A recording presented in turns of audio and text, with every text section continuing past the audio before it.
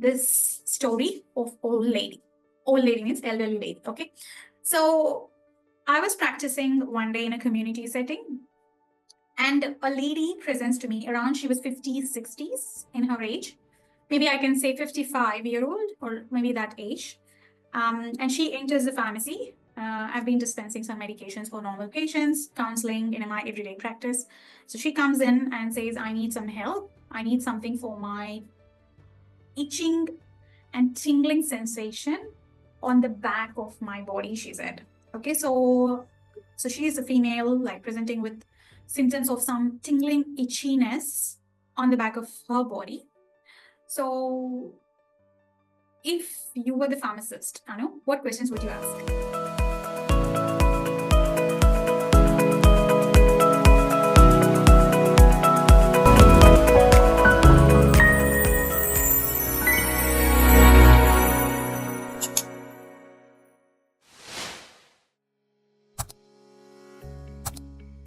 Our goal is to clear the Pharmaceutical Society of Ireland PSI Equivalences Exam in first go. Introducing myself, I'm Harika, clinical and consultant pharmacist practicing in Australia. I've been registered in India and Australia, 2 countries, and looking forward to get registered soon globally, like in multiple countries. So we've been having this, training clinical pharmacists towards the excellence, and being a consultant pharmacist, I'm well versed with the pharmacy practice domain, and I'm a specialist pharmacist. At this stage, I'm doing children rotations. So working on the pediatric population in Australia. And then prior to that, I was involved in geriatrics, general medicine, mental health specialities as well, and antimicrobial stewardship as well as a clinical pharmacist in Australia. Apart from that, I've also, as I said, been consultant pharmacist. So I do home medication reviews and residential medication management plans for patients. So this is my passion, and teaching is one of my interests. So I'll be one of your teachers for PSI exam preparation, along with Sarah Mohammed, clinical consultant pharmacist in Australia, and Rifika, who's Ireland based, and she's cleared PSI in her one go as well. So and just copyright pictures presented in our slides are for educational purpose. We acknowledge the owners of the copyrights all the time, and we are just teachers educating our students. So before that, we'll go into this story of old lady. Old lady means elderly lady. Okay. So I was practicing one day in a community setting, and a lady presents to me around, she was 50s, 60s in her age. Maybe I can say 55-year-old or maybe that age. And she enters the pharmacy. I've been dispensing some medications for normal patients, counseling in my everyday practice. So she comes in and says, I need some help. I need something for my itching and tingling sensation on the back of my body, she said. Okay, so she is a female, like presenting with symptoms of some tingling itchiness on the back of her body. So if you were the pharmacist, Anu, what questions would you ask? Okay. I'd be like, how long she has been having the symptoms? Yeah, so we'll go one by one. So you said about the duration. So you wanted to know about the duration of the symptoms. Yes, first point. Yeah. And what are the regular medications she's already on? So her medication history, RX history. Hers and yeah. Basically her history. Has she tried on anything new creams or something like that very recently on skin that would have irritated the skin, something like that? I would like to gather the information on how she has got it. Any new changes, isn't it? Yeah, maybe some new detergent which she might use for the clothes, and yeah, exactly. or maybe she's Yeah, changed a bedding where some Something might have happened and Yeah. like itchy sensation. Yeah. So you've said Yeah. the duration, her medication history, any new changes, anything else you wanted to ask her? Like, I might ask if it's possible for me to see in the site, like Yeah. witness it. Yeah. So you wanted to witness it physically. Why that is Yeah. important? Because of some, like, for example, particular specifications, how it is presented on the skin, we can say what kind of condition, if it's viral or not. We can Yeah. see that, like impetigo or something like that. uh, Yeah. yeah, so just to So you basic to wanted to have an see and idea. have an idea. Yes. How, Yeah. what's the nature of the rash? Yeah. Anything else you Yeah. wanted to know? um Maybe the allergies that she had Yeah, before. excellent. So a history Yeah. of allergies. A pharmacist will never Yeah. start taking history taking without finishing the allergies section. Maybe she could be allergic to anything. She ate something and Anything. got that Yeah. allergic Yeah. reaction. So the duration, Yeah. the history, new changes, the witness. She wants to witness a rash.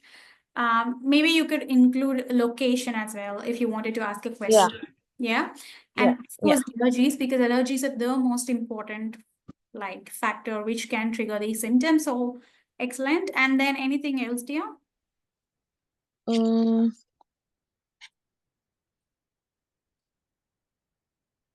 I don't think so. I mean, I don't know. Like, that's No, all that's that fine. comes You've to done my head. amazing in one go. Don't worry. So her medical history would be helpful for us. So her past medical Okay. history. Of course, if you're asking medications, you know medical history, but some medical conditions are not treated well. And they could be Yeah. not reflecting the medication. So you go with the medical history. So you go with the medical history of a patient. So you try to check all the medications and drug-drug interactions, which is good. The duration, and then ask her to describe it a little bit more, how she feels Mm. like any symptoms. So suppose she's bending, she's having this pain more or itchiness more, tingling sensation more, or what is triggering it. Okay, if she's Mm. stressed, that is triggering, or anything like that. Okay, so Okay. we could ask that, and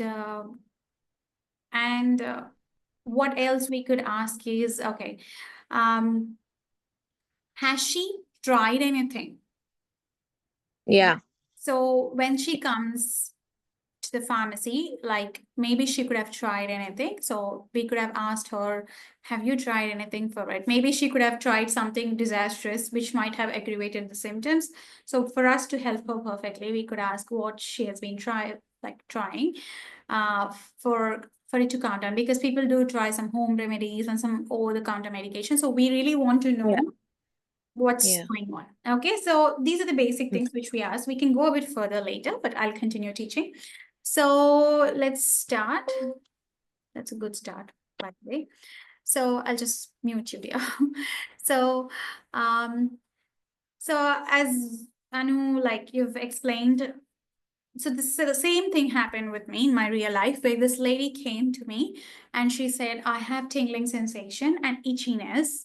I asked her, okay, how long you had these symptoms for? She said, from last like 2-3 days, I'm experiencing the symptoms approximately. And I asked her, what's that making it worse? She said, when I'm sitting, it's fine. But when I'm climbing stairs, a kind of pain is triggering for me. So she said that, okay, when I'm sitting, it's fine, but when I'm climbing the stairs, the pain is more aggravating. But otherwise, it's not painful, she said. It's itchy and tingly, she said, as if like something is pricking me all the time in that particular area. I asked her what are her medications. She said she's on blood pressure medications, cholesterol medications. And she mentioned that she has undergone a kidney transplantation 15 years ago, and she's on transplant medications as well. Okay, so what are the types of kidney transplant medications which we have? Like when a person gets a kidney transplant, they are on immunosuppressants. So she had a kidney transplant, and she said exactly in that area I experienced this rash. So it's a bit like fishy in nature. Oh, okay, exactly in that spot where you had like kidney transplantation, but she's meaning that in the area of kidneys. Okay, but again, So, and she's been doing well since then, but she has experienced this. So she said she didn't try anything. She just straight away came for help. And as you have said, Anu, so same did I do. I took her to a counseling room, opened her shirt, and then witnessed the rash. Okay.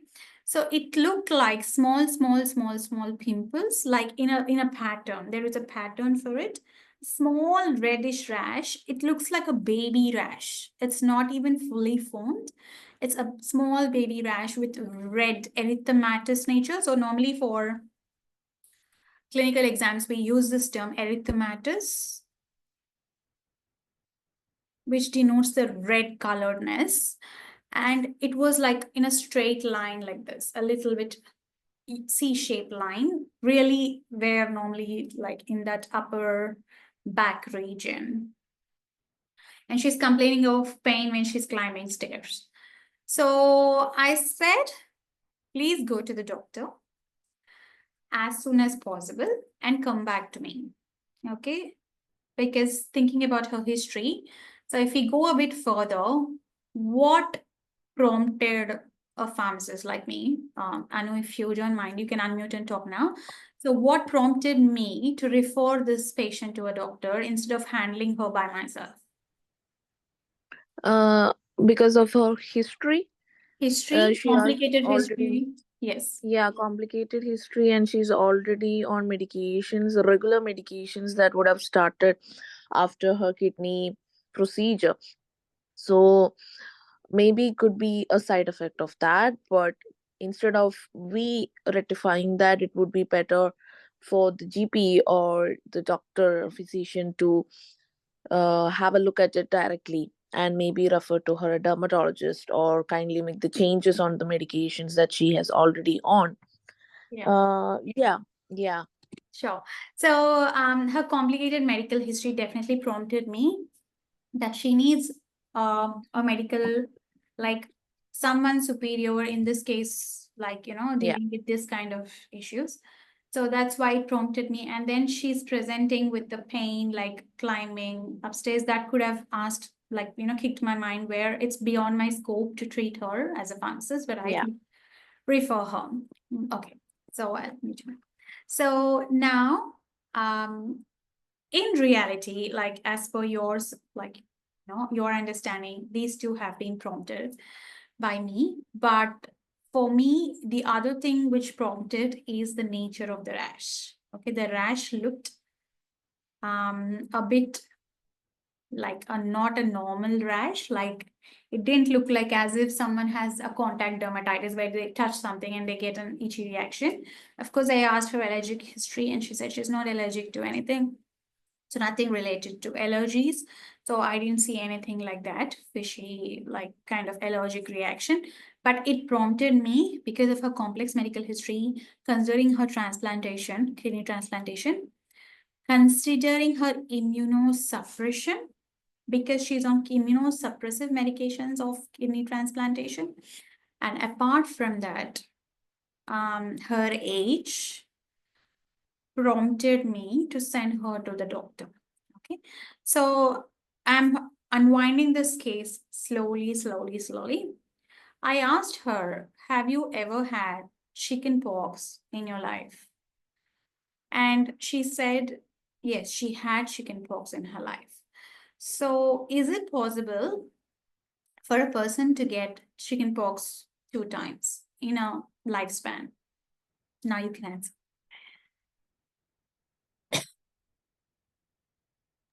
Yeah, actually, yes. Can they get chickenpox 2 times?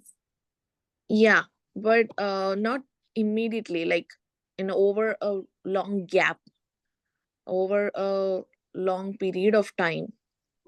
Okay, so they can get 2 times. They can get. You sure? Okay, don't worry.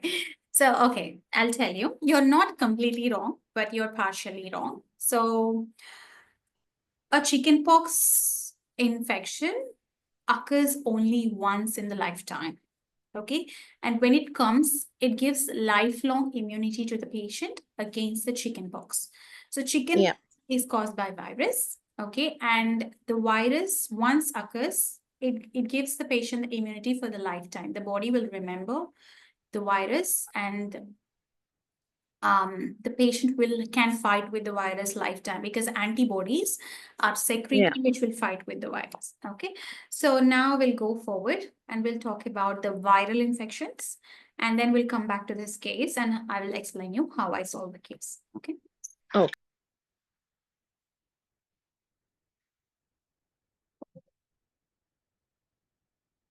So herpes virus infections. So virus is highly contagious in nature. Okay. A single virus particle, when it attacks one cell of our body, it produces multiple copies of the baby viruses, which are called virions. The main problem with virus is highly contagious. It can be contracted from one person to the other person just by touching or kissing as well. So very contagious. The virus, when it lives outside our body, has no life in it. When the virus comes inside our body, then only it will have life. Okay, as long as it is outside, it has no life, but when it comes into our body, it has life. So it has to survive in a host. The virus is a guest and we are host. It has to survive in a host body for life. And that is how the virus comes. So a single small virus particle is enough to cause a deadly infection. So when a virus, suppose a virus which looks like this, comes and infects one particular cell of our body. So we have millions of cells. So one cell gets infected, the virus will drill a hole into the cell and goes inside, which is called a penetration of the virus into the cell. And then it will prepare multiple copies of the same virus, just like how if a computer gets attacked with a virus, you have multiple copies of same PDF folders everywhere, and like you get shocked and the computer gets crashed. So in the same way, in the same way, the virus forms millions like baby particles, virions, and these form together, accumulate and form big, larger viral particles. And these viral particles are shed from one cell. And those millions of particles are released into the body and they start infecting the multiple cells. The best thing is to treat the viral infections is to reduce the viral load. We have to reduce the spreading of the virus. And for most of the virus infections, it is not the medications, but it is the patient's immune system which will really help the patient in fighting against any viral infection.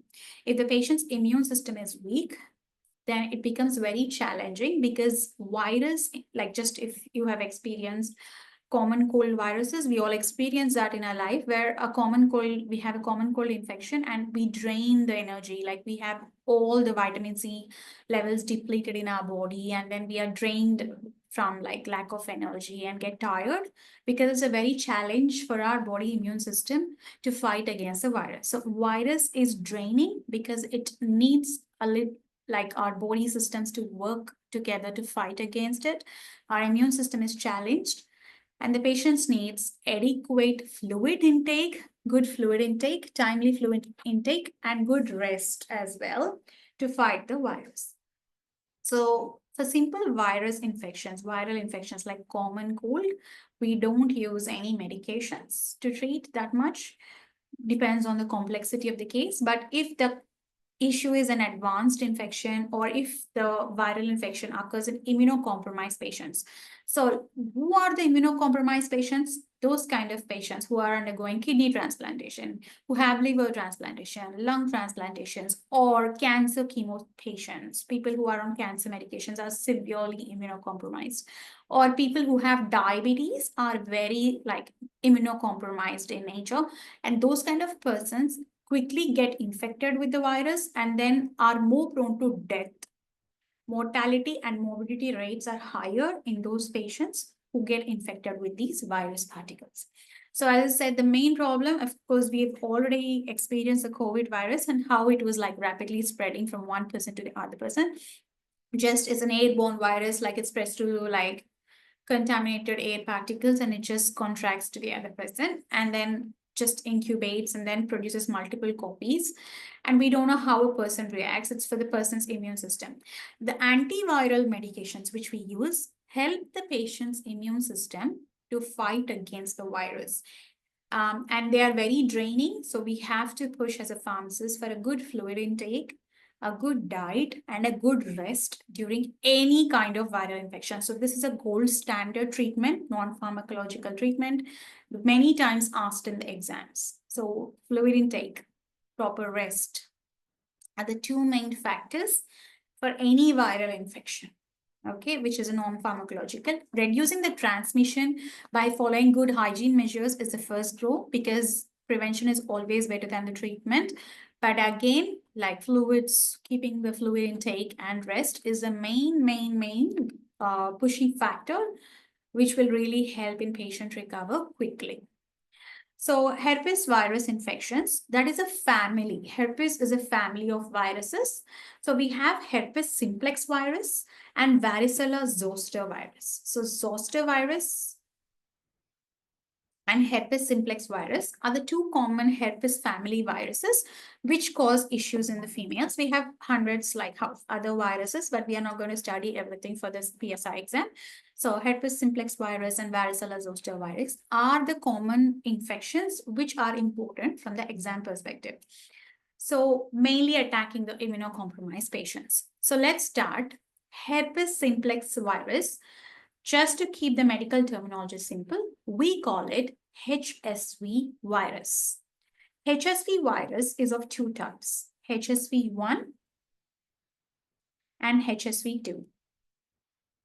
HSV1 mainly causes oral infections, orolabial, lips, and in the oral region. Stress can be a factor, cold environment can be a factor, sunlight exposure can be a factor for triggering of this viral infection. Normally, a healthy person is healthy, but any triggering factor like stress, cold environments, sunlight exposures, or any other immunocompromised states can trigger these kind of infections. So they mainly, HSV1 kind of viruses will mainly infect the orolabial part, the lips and the mouth side. So of course, we can see from the HSV1 like location, mainly the orolabial infections, that it easily spreads by kissing. So we should ask the patient to avoid kissing the babies, like if they have them, to prevent the transmission of the virus to them. So orolabial HSV infection, herpes simplex viral infection, mainly occurs as a rash inside the mouth and the mucous membranes. If you see this picture, inside the oral palate, the scale has like small pimply structures. They're all herpes viral spots. And here, like it presents as a cold sore as well. So here on the lips. So stress is a triggering factor. Sometimes vitamin deficiencies can be a kind of triggering factor for these orolabial infections.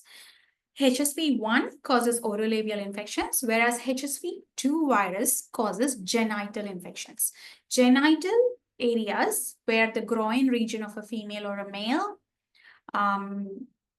like are the main spots for HSV2 virus. So it can cause genital herpes, which is very painful. It occurs between the folds of the skin in the groin areas, and it can be very painful with worse symptoms of tingling sensation, itchiness, and like really challenging. So in case of HSV1 and HSV2, I just want one answer from you. Which virus is most likely occurring as a sexually transmitted infection, HSV1 or HSV2?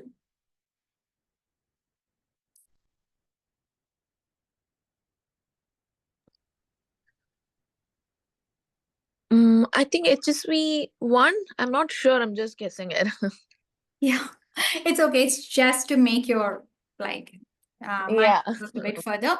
See the location and tell me which could be more probable for sexually transmitted infections. That will be HSV2. Yeah, so you've answered it correctly. So HSV2, okay, all good. So Okay. HSV2 is genital herpes. So it is mostly sexually transmitted. And there is a chance of orogenital transmission as well. That means HSV2 can also go into the oral cavity for people who have oral sex as well.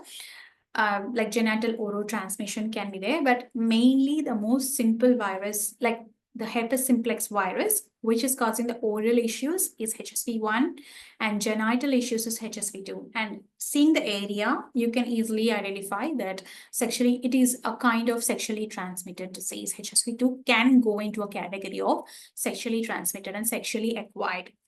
Which one, the other question to you, dear, is which one is tricky to treat, HSV1 or HSV2?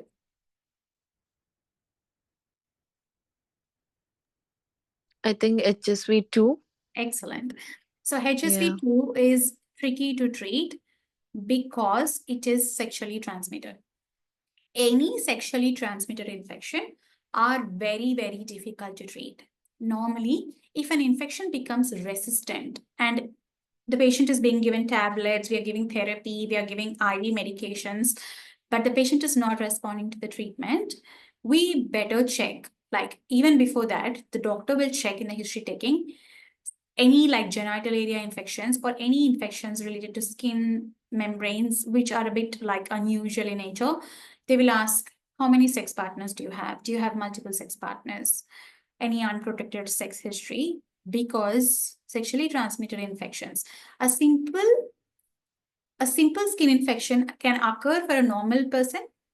Same skin infection can occur for a sexually transmitted, like if it's like involving multiple partners or unprotected sex, it could be occur as a sexually transmitted infection. But the treatment regime for a sexually transmitted infection should be more aggressive in nature, considering the fact that it is sexually transmitted, it is highly contagious and takes more time to clear and heal. So if it is of a sexual origin, it is quite challenging for practitioners to treat it. So HSV2, as you guessed, is very right. It is more tricky to treat. So the patients with orolabial, so we'll talk about the orolabial HSV infections.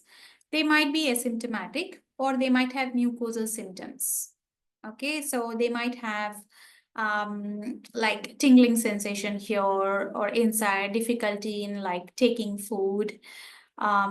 They might have like small blisters, fever can be present. They feel tired unusually. So it will start with no symptoms. Again, then virus, because that makes the person tired. So they would have like feeling tired and fever can happen. And normally tingling sensation, burning, itching can happen. So the triggering factors, as I said, is sun, stress, illness can occur.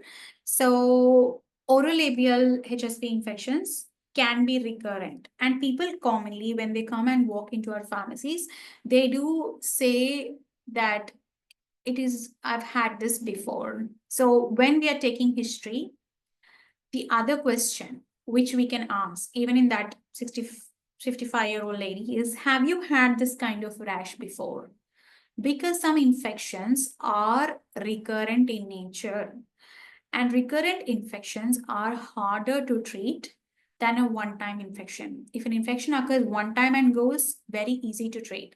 But if infection is coming and coming again and again, it means the patient has some problem with immunity system and it might need more aggressive treatment. So the clinical components, the clinical factors of treatment plan, which a practitioner or pharmacist should decide, should be based on these two important factors in the history taking.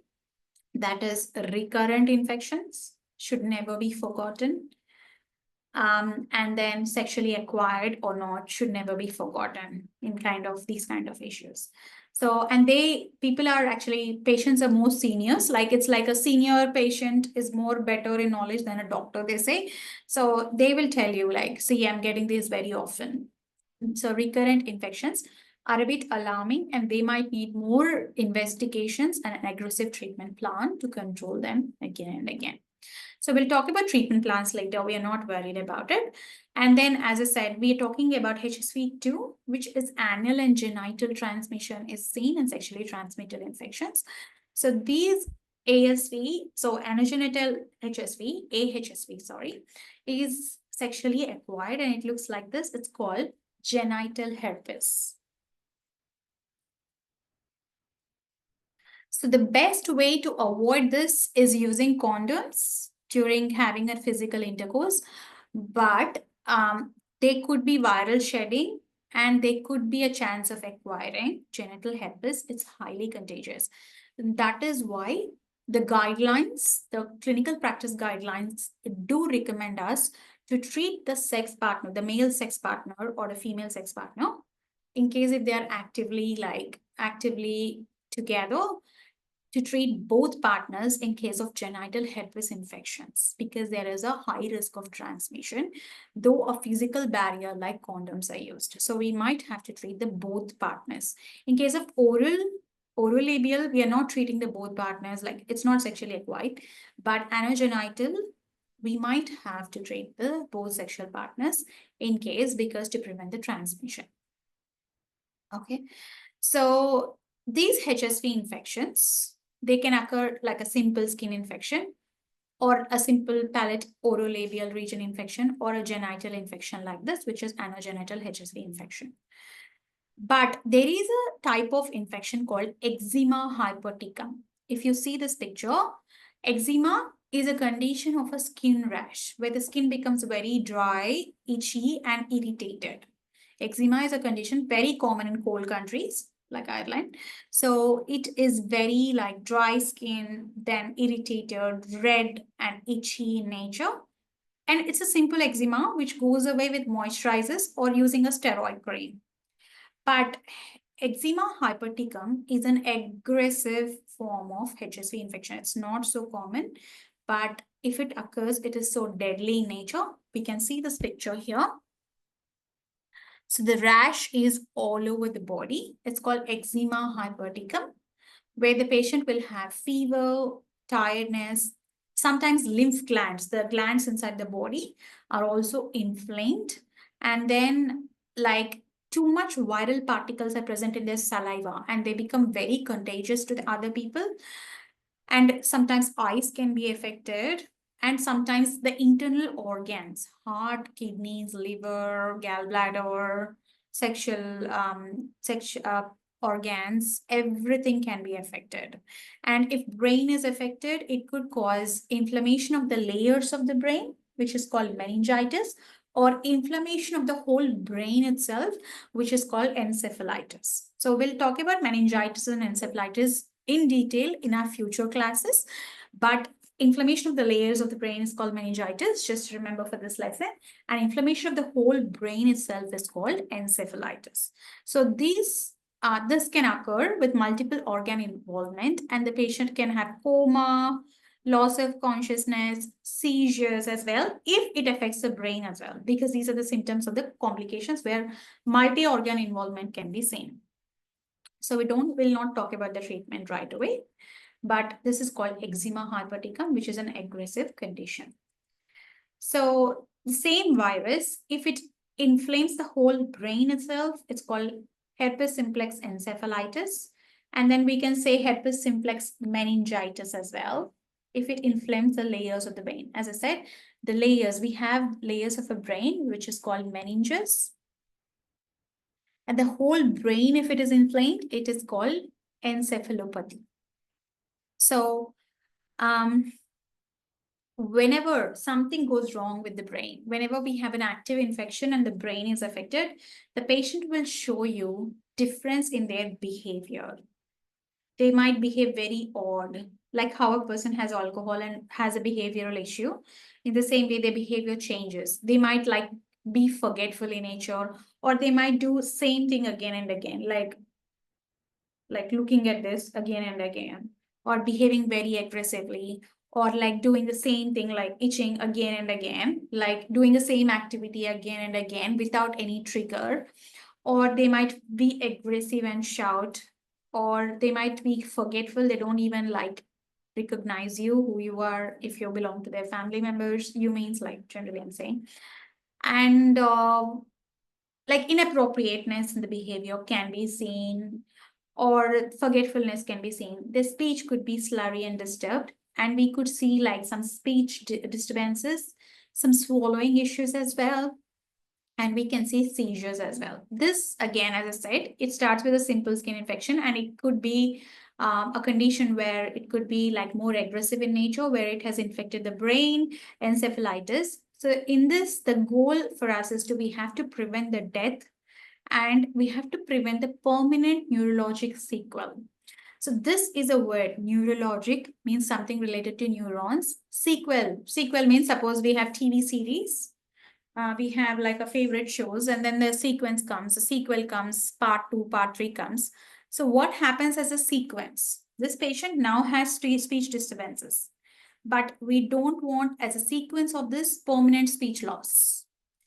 This patient now has a behavioral disturbance, but we don't have a consequence of this permanent behavioral change, permanent aggressiveness.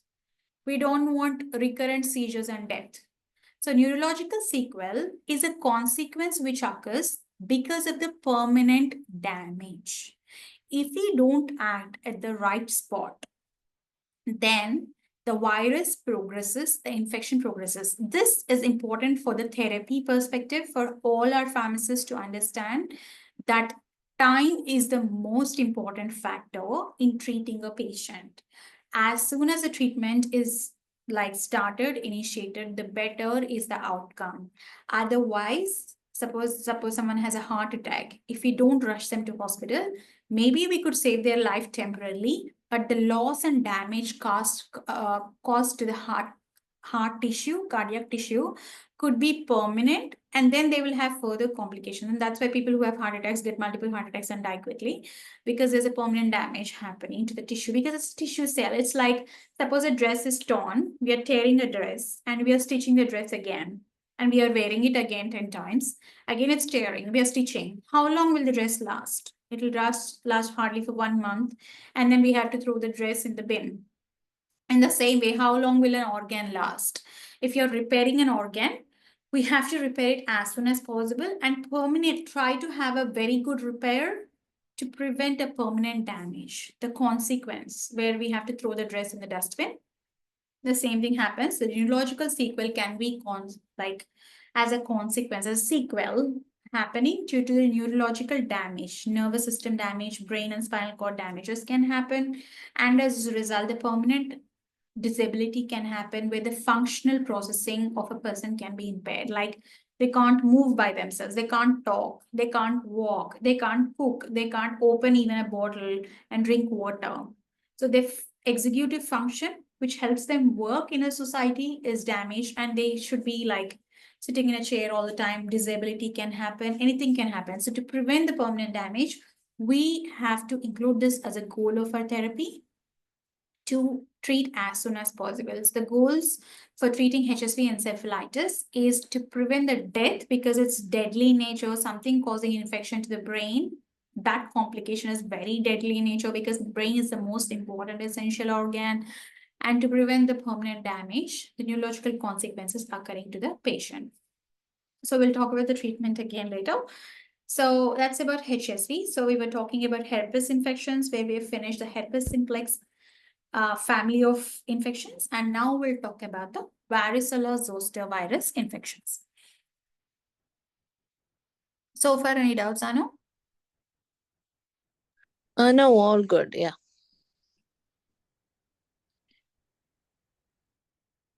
So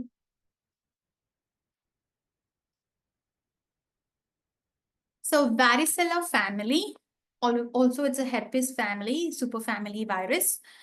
Varicella-zoster virus causes two kinds of issues. One is chickenpox and the other is shingles. So chickenpox is a self-limiting infection.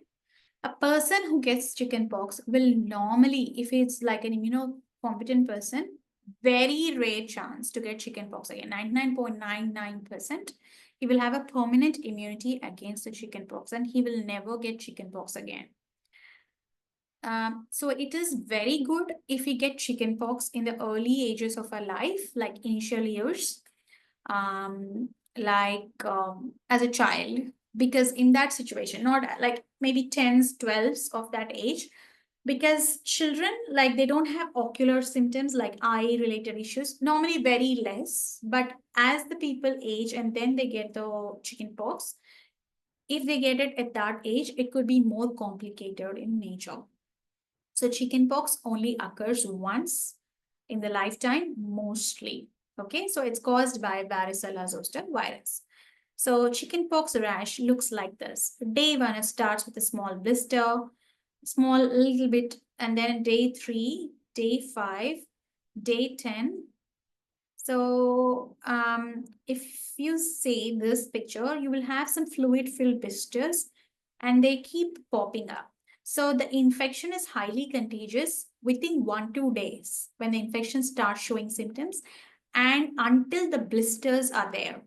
The fluid-filled blisters will have the fluid-filled, excuse me. So the fluid-filled blisters will have pus in it, and that pus, if it attacks the other person, they will easily get the transmission and then they easily get the infection. So these people have to be isolated, especially if someone didn't get chickenpox. If any of a family member doesn't have a chickenpox and they come in contact with the person who's having chickenpox, they have to be very careful because they will have dangerous symptoms as well. But if someone has already had chickenpox, they are happy to go and touch this person because chickenpox is occurring only once.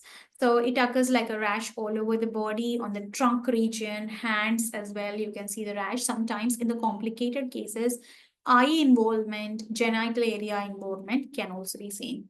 The infection is highly contagious till the blisters dry up. So it's highly contagious, which is caused by varicella-zoster virus. It has an itchy rash with fluid filled in it, and the fluid, the pus is very contagious. If we touch it, we can get the infection, so we have to be careful. It can rupture and form a scab. Sometimes the scar can be for like few months and then it vanishes after that.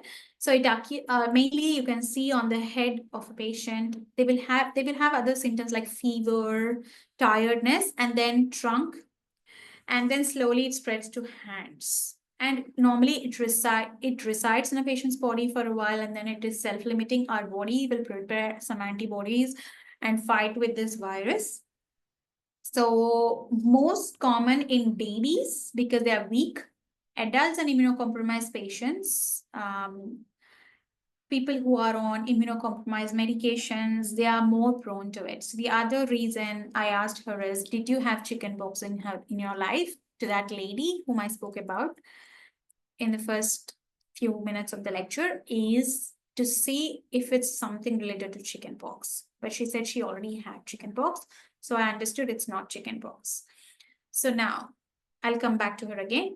So 1 to 2 days, it's contagious, like and then when it starts infection, from that day it is very contagious. And then the blisters are formed 5 to 7 days. And then like after 7 days, the blisters start residing and then it becomes less contagious. Normally, when we get infected with this virus, till 10 to 20 days, people will have no symptoms, but after 20 days of infection, they could start the first symptom of having this rash, day 2 rash, day 1 rash, tiredness, fever. Within 10 days, some people will get symptoms who have touched the person with chickenpox. Within 7 days, they might also get chickenpox, or it might take 1 month for someone. But the typical date for chickenpox incubation, the virus will take some time for incubating in your body and then growing in your body. It takes time, and that time is 10 to 21 days, and that is what we call as an incubation period. So what is the diagnosis? Fever. This lady had no fever. She has itchy rash, yes, okay, but it doesn't really mean that everyone should have fever, but mostly fever is a common symptom. So I can easily differentiate that what she has complained is not chickenpox. So this is a part of differential diagnosis, which is very important for a pharmacist. Okay, so moving forward, any doubts so far, Anu? No, I'm good. Yeah, thank you. Yeah.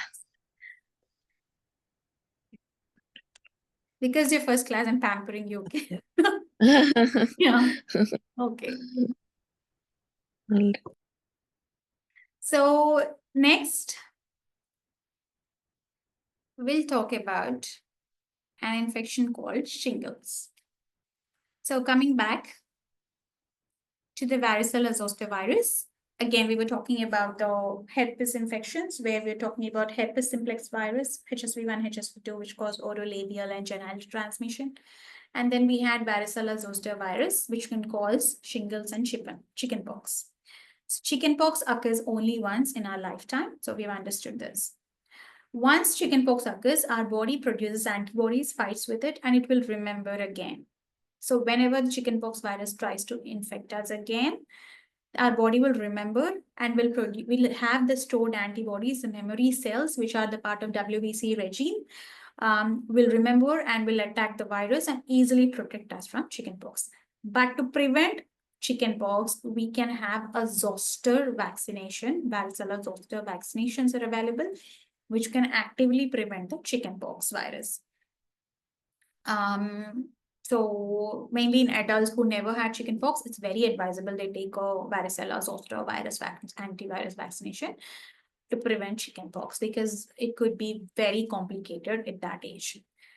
Sometimes, if the patient is severely immunocompromised, the chickenpox virus can become active in the patient.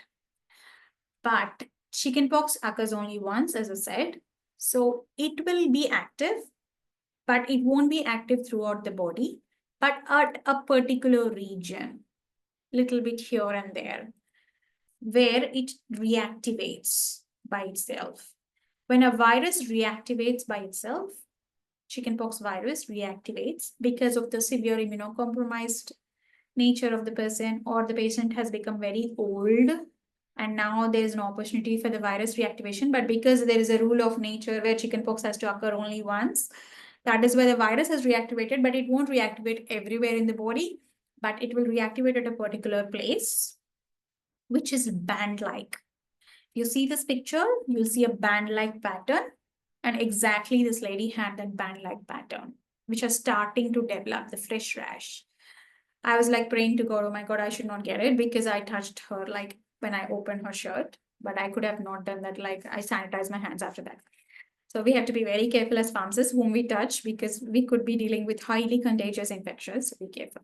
So her virus, her itchy rash, looked like a band, and it had a red base, erythematous base. Okay, and blisters started to develop. So that is why I sent her to the doctor, suspecting it is shingles. The other reason why I sent her to doctor, I will just explain it again. So she's having a red rash. The nature of the rash is red, itchy, tingling in nature, and a little bit painful when she's climbing the stairs. I asked her, what is the duration of rash, just like you asked. So what is the duration of rash? She said, from last 2 days, I'm feeling a bit like funny, but since yesterday, I'm feeling the symptoms. I said, immediately go to the doctor. So why I said that is within 72 hours of symptoms, if we start an antiviral medication, we can really help the patient for shingles. Otherwise, shingles can cause a serious complication called post-herpetic neuralgia.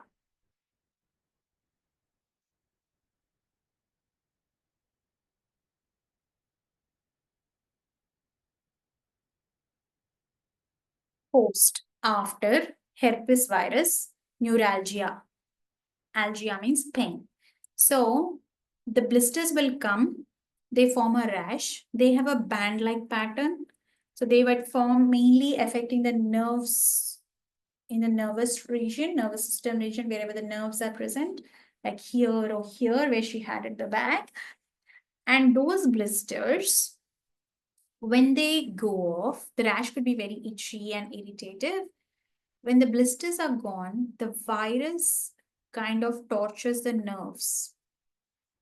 And the nerves will have severe pain. The patient would be ending having neuropathic pain. So it's called neuropathic pain, and it could be very painful, very unbearable pain.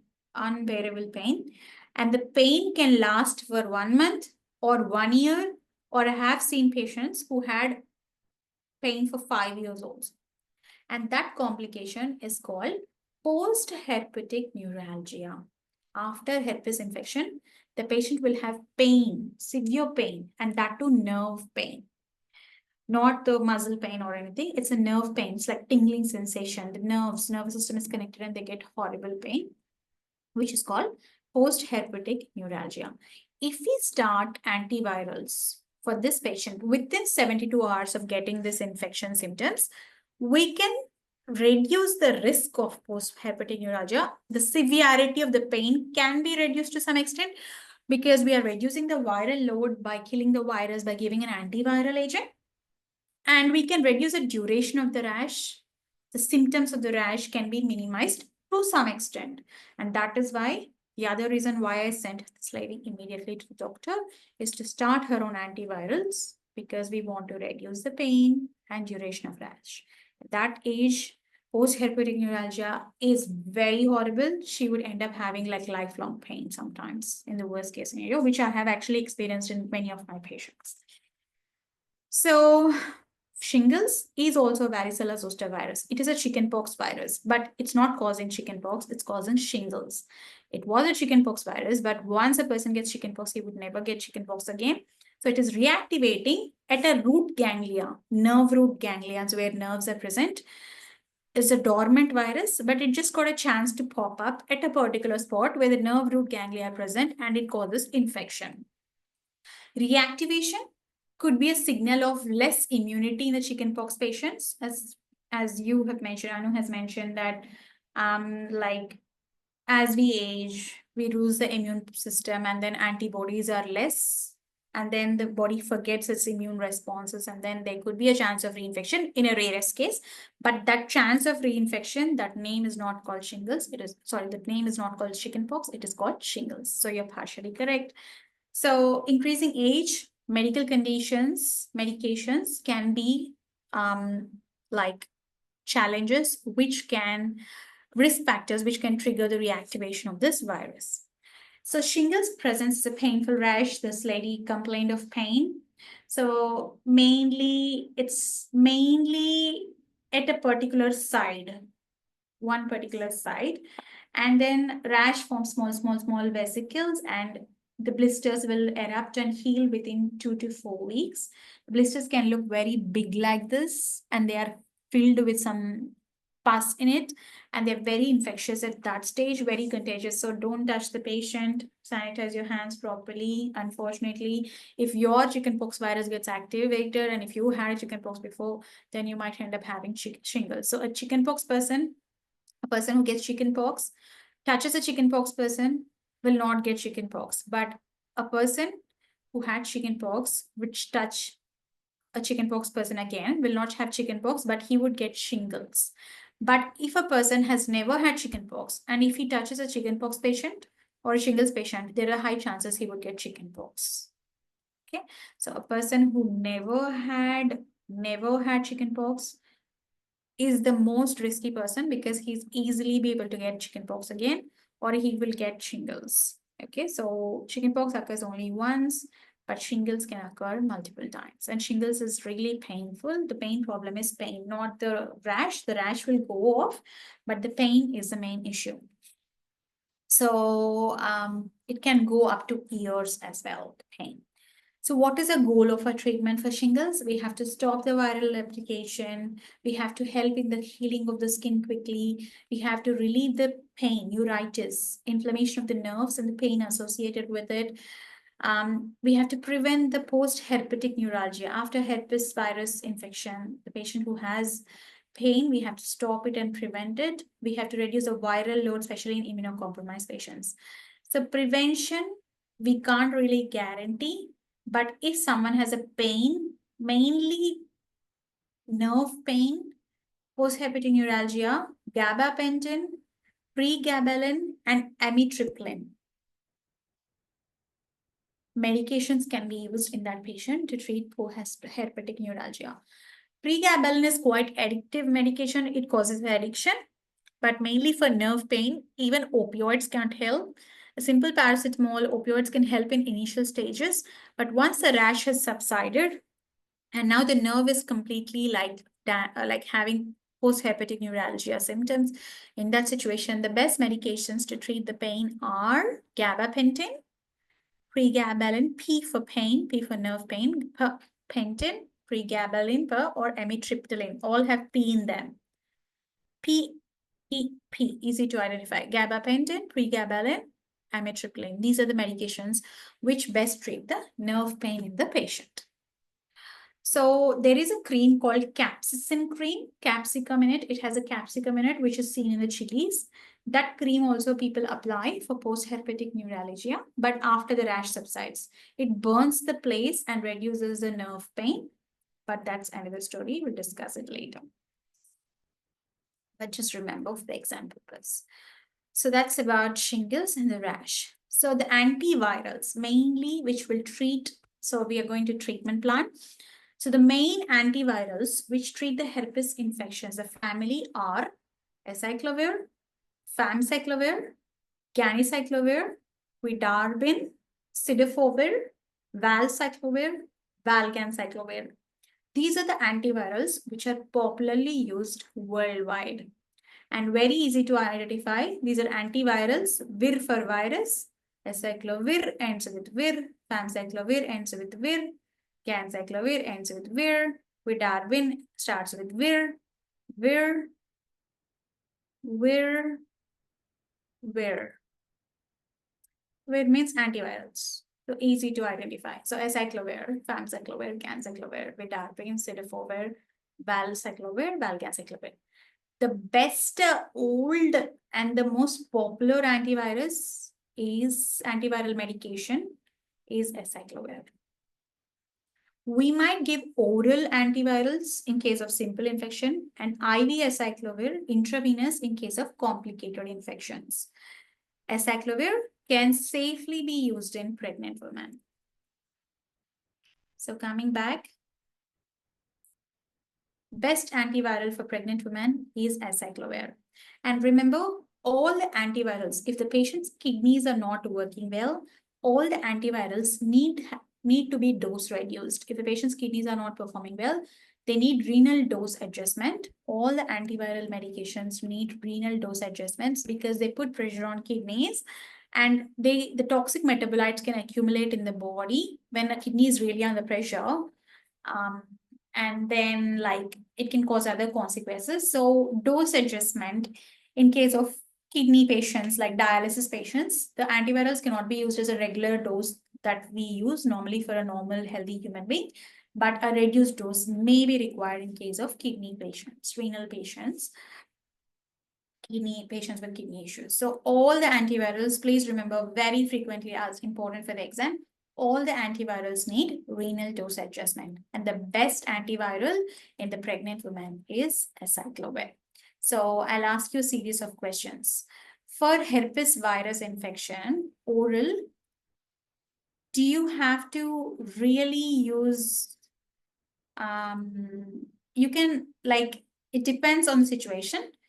But if it's a simple cold sore, we don't really. But okay, if you have to use an antiviral, for oral herpes, will you use an oral antiviral or IV antiviral for your patient?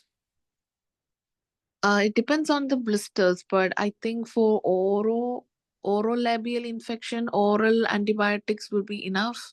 Is it antibiotic or Oh, antiviral? sorry, antivirals. Yeah, sorry. Okay, yes, excellent. So for oral labial infection, Oral Anu is labial. going with oral antivirals. That's excellent. In case of genital, most commonly you would go with oral or IV? That depends like on the severity. But Because mostly if it's, oral. yeah, mostly oral. Oral is enough. Yeah, oral is enough, but you could use a high strong dose. But in case very severe, then we could go for IV loading dose. But mostly in genital, we use oral antivirals. So oral acyclovir. Eczema, Yeah. Herpeticum. So my next question, Anu, well done. You're doing really good. My next question, in eczema, Herpeticum or HSV encephalitis, will you go with IV acyclovir or oral acyclovir? I would say IV. It depends on the severity. Yeah, If it is I, severe, so you go with IV. Yeah. So yeah. life-saving is IV acyclovir here. We can't really say go with oral because it's a vast rash, Yeah. spreading and causing multiple organ failure. So yeah, IV acyclovir is recommended for eczema herpeticum and HSV encephalitis affecting the brain. For a brain, we can't say take a tablet. We need to go aggressive and give up. Yeah. Yeah. So chickenpox, shingles, oral antivirals are enough, or you want to go with IV? No, oral. Oral are enough. And the best way to prevent is vaccinations for chickenpox and Yeah. shingles, Shingles, antivirals. yeah. And the other thing is the capsaicin cream, which I wanted to talk about. So Zostrix, the brand name, is very popular because it's treating the zoster virus. It's having capsaicin. You see the words, it's Capsaicin. So capsaicin, capsicum in it. So what it does, the capsicum, so it is like chili powder, like, so it has a capsaicin ingredient. So when we have pain in our body, we perceive the pain when the brain releases a substance called substance P. Just imagine. So the substance P is for pain. The brain releases a substance called substance P to tell you that you have a pain and you have this horrible pain at a particular part. The post-herpetic neuralgia is very debilitating and makes the patient very having really like they shout and they say, I want some treatment, I want some medication, because it's very debilitating in nature. So the post-herpetic neuralgia, neuropathic pain is the worst pain the patient experiences. So the best to start the antivirals, orals, within 72 hours to reduce the severity of the pain and the duration of the rash. So when substance P is released, we perceive pain. So when we apply this cream, or this cream burns the particular area because it's a chili powder. It's actually like burning, not like a fire burning, but it's like a chili powder. So it's burning, spice burning. All the substance P is released at once from the brain. And then all the pain is felt in one go when the burning sensation happens. And after that, there is no pain. So this works by burning and causing no pain after that, because we have the severe pain when we apply the cream, and then the pain stops because all substance P is gone and there's no pain. So capsaicin is the first line for post-herpetic neuralgia, but if a patient has severe post-herpetic neuralgia, we might have to go with gabapentin, pregabalin, amitriptyline. At that stage, even opioid medications like oxycodone doesn't work. So the best medication is gabapentin, pregabalin, amitriptyline in that situation if you are really thinking about pain, but we could try with the capsaicin cream. My question, can you apply the cream on a rash like this, or do you apply the cream after the rash has subsided? Not on the rash after it has subsided. Yeah. Excellent. Otherwise, it will burn the rash. So Yeah, of so course. make sure you tell your patients to apply it after the rash has the blisters. After the blisters has gone, then they can apply it. So Yeah. let's do a recap. So we started with herpes family infections, where we dealt about herpes simplex virus and varicella-zoster virus. We talked about immunocompromisation and then the effects of the immunocompromised patients, and really like the result of immunocompromised nature, which actually attracts them to many infections. We talked about two kinds of HSV1 and HSV2. HSV1 is orolabial, causing mouth-to-mouth contact, avoiding physical like kissing or saliva transmission, sharing the bottles or everything. HSV2 is more genital in nature, so more sexually acquired, but it could go into the oral cavity for people who have oral sex. Orogenital transmission is possible.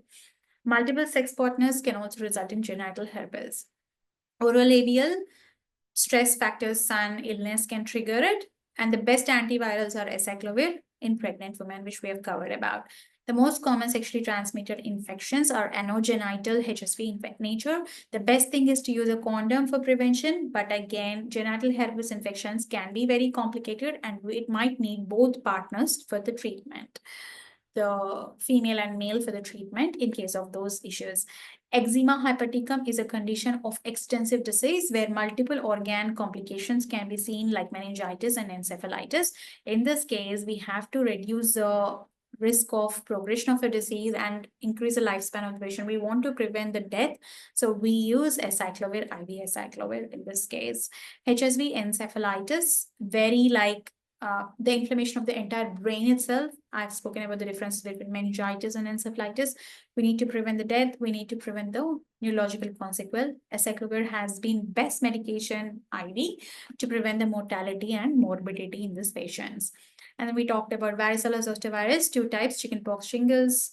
And then shingles we will get anytime, but chickenpox only comes once. And then highly contagious when there is a pus, and shingles is a reactivation, and post-herpetic neuralgia is a complication.